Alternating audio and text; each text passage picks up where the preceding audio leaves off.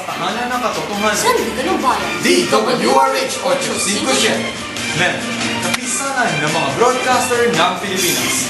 DWRH Bantay ng Bayan 857 sa inyong kalapihitan. Mula sa bulwagang pambalitaan ng DWRH, magkakatid na 5 minutong nagbabagang balita, narito ang tambalang iyon sa Ginto at Biyamaranan. Ito ang Boses ng Masa. Ang oras ay 29 na minuto makalipas sa alas 2 ng hapon. Magandang hapon sa inyo mga tagapakinig. Dito po ang kabalitaan, Biyang Marami. At lingkod bayan, Aaron Sarmiento. Kayo'y nakikinig sa Boses ng Masa. Para sa ulo ng mga balita ngayong araw ng Biyernes, ika-15 ng Marso, 2013. Pag-upo ng bagong papa, ipinagdiwang ng buong mundo.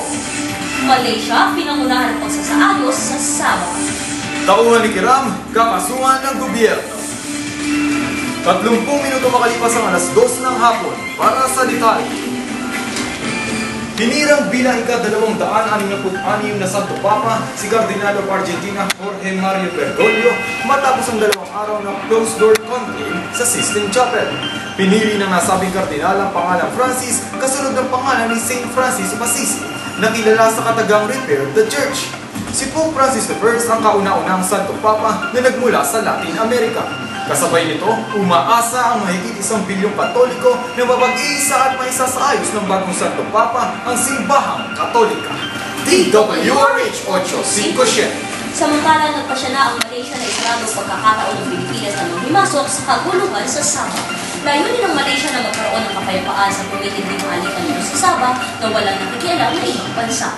Ayon kay Malaysian Foreign Minister Andifa Aman, hindi na kailangan ng madamay ang iba pang bansa sa kaguluhan. Dagdag pa nito, makikipag-usap lamang sila sa Sultanato ng Sabah kung susuko ng mapayapa ang grupo ni Sultan Hamalul Kiram III. DWRH 857. Tauhan ni Kiram, kakasuhan ng gobyerno. Para sa detalye narito si RH24, Rain Agabao. Kakasuhan ng pamahalaan ng 35 tauhan ng Sultan of Cebu Kiram III, kasabay ng pagharang na isinagawa ng Philippine Navy sa kanila habang pabalik na bansa mula sa Sabah.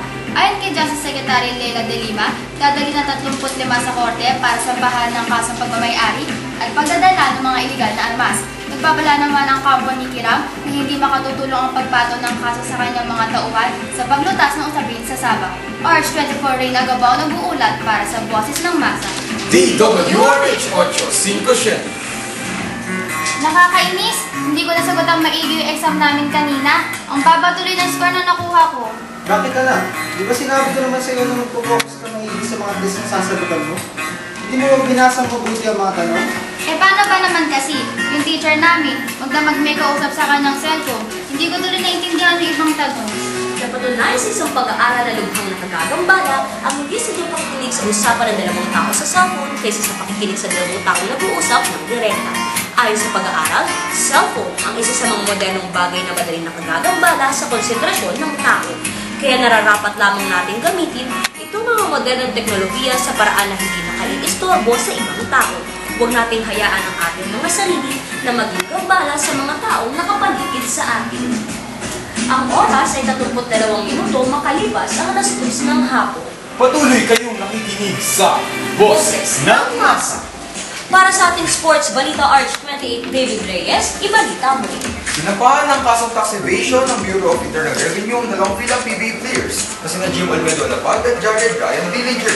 Napabalik ang hindi nagawang magbayad ng kaukulang buwis ang 2 total tax players na may kabuang halagang 13 at 17 milyong piso sa loob ng 4 na taon.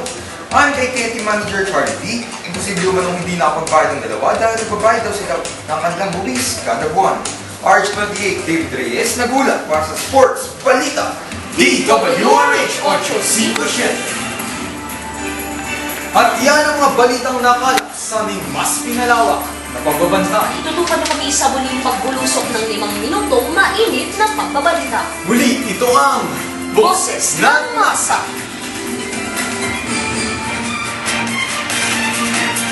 DWRH 857, Bantay ng Bayan. Hindi ang pinagkakagawalaan noon at ngayon, hatid ay bagong balita.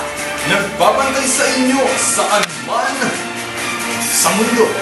DWRH 857.